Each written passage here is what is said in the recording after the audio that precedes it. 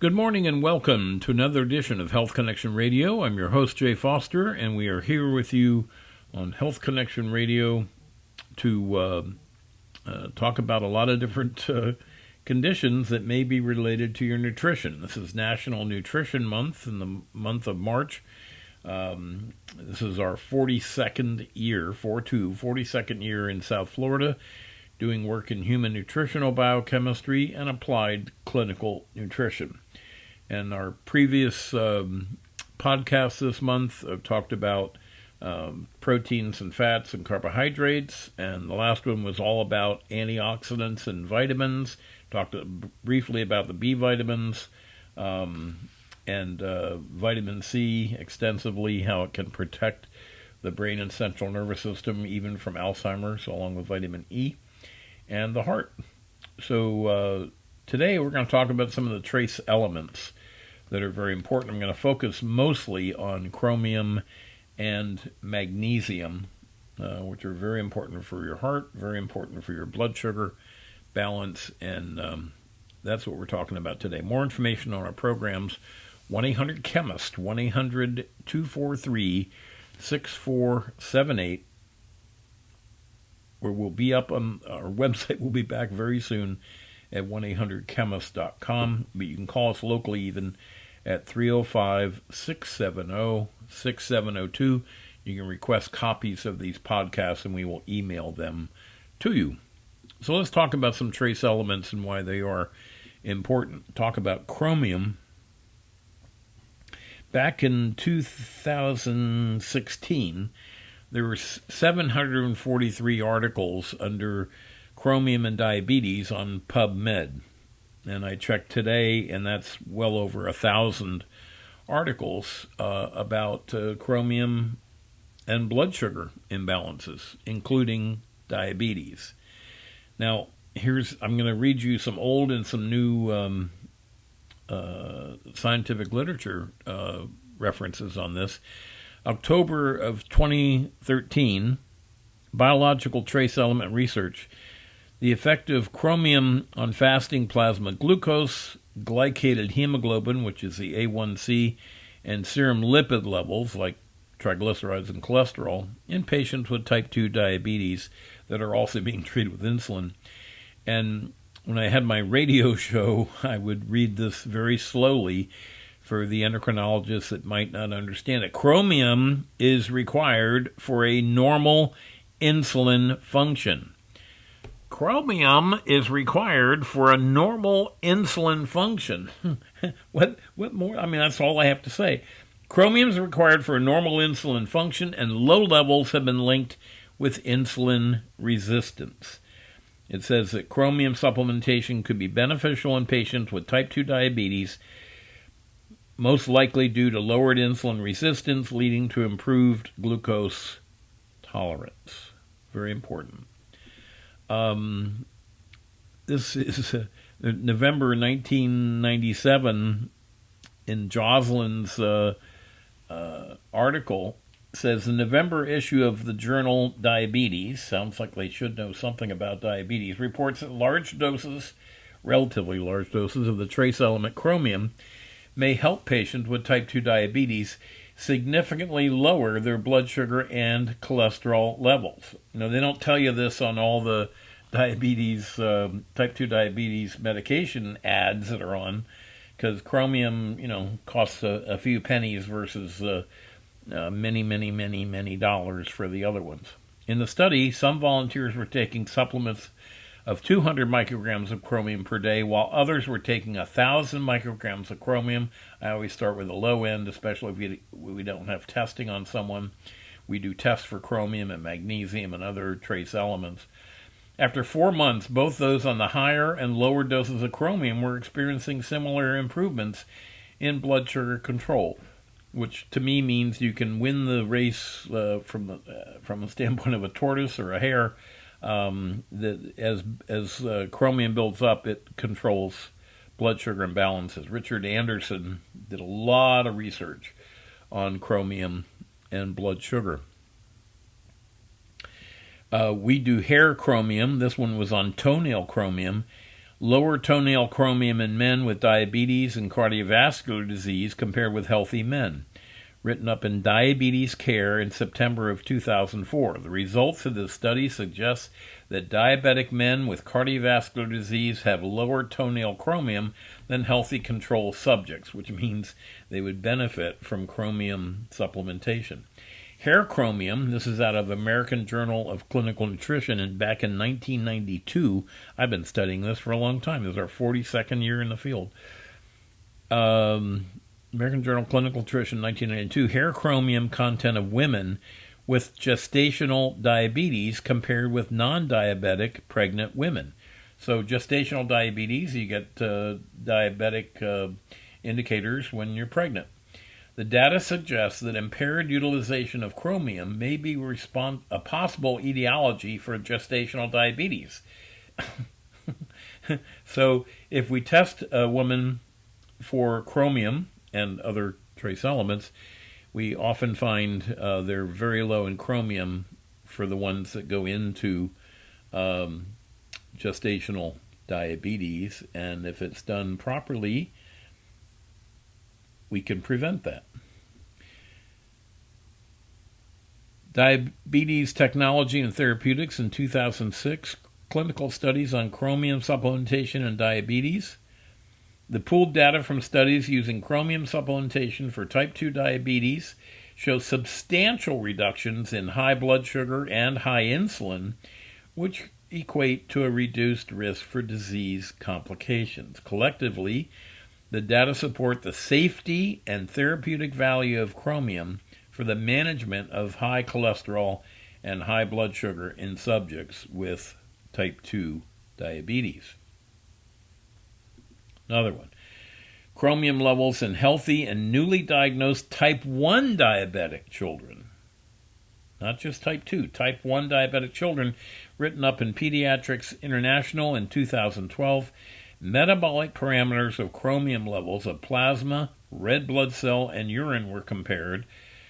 Chromium levels were lower in all parameters than the control groups. Results indicate a negative chromium balance in type 1 diabetics. And then Journal of Trace Elements in Medical Biology back in 2011, the beneficial effect of chromium supplementation on glucose, A1C, and lipid variables in individuals with newly onset type 2 diabetes. So if you come into us, we do testing to find out how much chromium you need, and magnesium, and manganese, and zinc, etc., selenium. And then we make recommendations. Everybody's different. We make recommendations for the proper amount and the type of diet, and then we do follow-up studies to show that it's working. These data demonstrate beneficial effects of chromium supplementation on glycemic control, blood sugar, lipid variables, cholesterol and triglycerides, in subjects with newly onset type 2 diabetes. I'd go on to talk about selenium. Now let me just see about magnesium. Well, this is a good Scientific American article. Let me see. Yeah. A good Scientific American article back in April of 2010. Carbs against cardio. More evidence that refined carbohydrates, not fats, threaten the heart. So they say processed carbohydrates, which many Americans eat today in place of fat, may increase the risk of obesity, diabetes, and heart disease more than fat does. Fat does not cause fat. So let me go to the magnesium. Let me see here. Excuse me. Atherosclerosis. Where's my magnesium article? Is this it? Nope. It's very close. Fish oil. Copper is very important, but you don't take copper unless you know absolutely that you need it. But there's good literature that says that copper can bring down a high cholesterol. Homocysteine we talked about. Where's my magnesium article? Yes. Back in 2016, there were over 6,400 articles about magnesium. The late, great Stephen Sinatra wrote about this a lot in his books. One of them was Optimum Health. He said that possible consequences of a magnesium deficiency include cardiac arrhythmias, or abnormal heart rhythm, atherosclerosis, cardiomyopathy, weakness of the heart muscle, coronary vasospasm, chest pain or angina, and heart attack and sudden death. This is in Cardiological Reviews in 2014, the role of magnesium in cardiovascular disease. Magnesium is central to the development of several cardiovascular disorders, such as high blood pressure, atherosclerosis, coronary artery disease, congestive heart failure, and cardiac arrhythmias. Now, maybe a cardiologist takes care of other ones in addition to that, but that's a pretty good list of things that magnesium may be at the root of. This is in Postgraduate Medicine in March of 2014. Molecular Biology and Pathophysiology of Vascular Calcification. Talk about getting a heart scan for calcium. It says vascular calcification is associated with a large increase in the risk of cardiovascular events and mortality. It turns out that when you have a magnesium deficiency, your heart cells adopt, it's called an osteoblastic phenotype. They deposit bone crystals in the heart. They act like bone cells. Magnesium antagonizes the impact of phosphate on the vascular calcification, and that's a pretty intensive article that can cause that. Serum magnesium and the risk of new onset heart failure in men. This is in May of 2016, European Journal of Epidemiology, and says serum magnesium was consistently, inversely, and independently associated with future risk of heart failure. And that means that the lower the magnesium, the higher the risk for heart failure. Protective role of magnesium in cardiovascular disease, molecular cell biochemistry, way back in 2002. Abnormal dietary deficiency of magnesium, as well as abnormalities in magnesium metabolism, play important roles in different types of heart disease, such as ischemic heart disease, congestive heart failure, sudden cardiac death, atherosclerosis, a number of cardiac arrhythmias, and ventricular complications in diabetes. Now, again, I don't know how many other heart conditions a cardiologist takes care of, but that's quite a list. And they're just not taught enough about magnesium. Finally, hospitals are analyzing it for it. Magnesium in hypertension. This is Molecular Aspects of Medicine in 2003. Magnesium in your heart from Magnesium Research. Let me just double check. Yeah. One last one. Where was I? Magnesium Research in June of 2010. Low magnesium is associated with an increased incidence of diabetes, metabolic syndrome, death rate from coronary artery disease, and all causes. All causes. If you have magnesium deficiency, you're at higher risk for death. Another one. Magnesium deficiency and death.